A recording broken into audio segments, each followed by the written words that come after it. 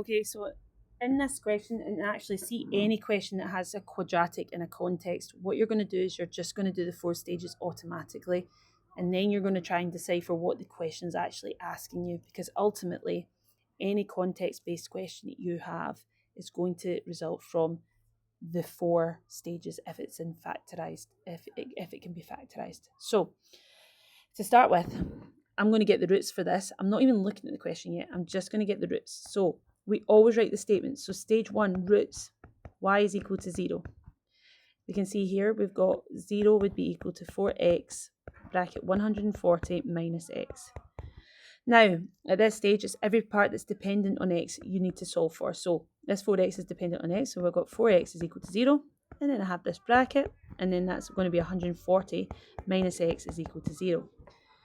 So when I solve that, I get x is 0. When I solve this, I get x is 140. Now that actually kind of makes sense when you look at the graph, because here's 0, here's 140, 0, 0, 0 here. Now, the next thing I want to do is I want to get my axis of symmetry.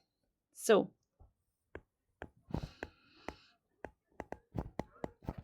for this, we know that we're going to get the x of turning point. Now, these statements here are super important. They're the thing that makes you understand the part of the graph we're looking at, okay?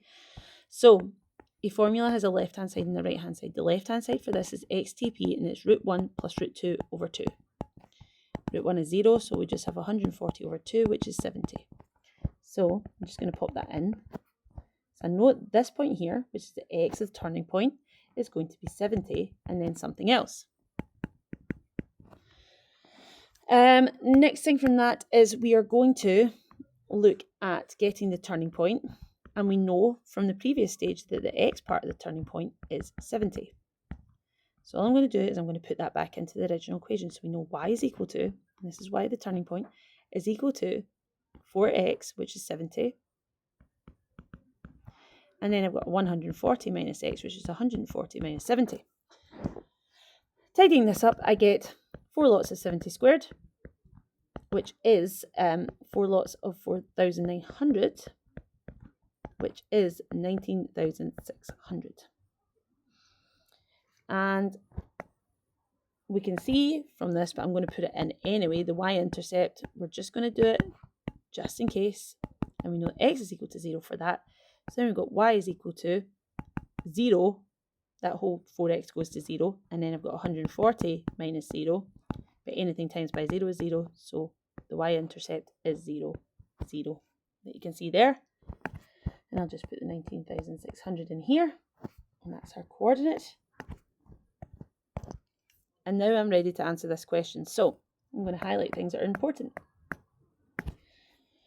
Y is profit in pounds.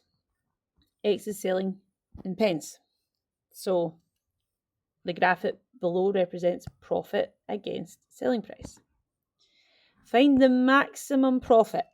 Now, we know from this question that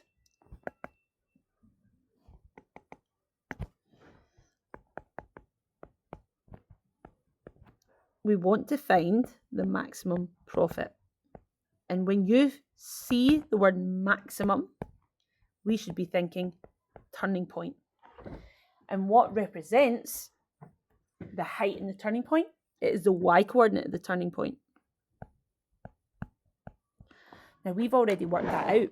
So the maximum profit is the y part of the turning point. So worded question, worded answer. Therefore, the max profit,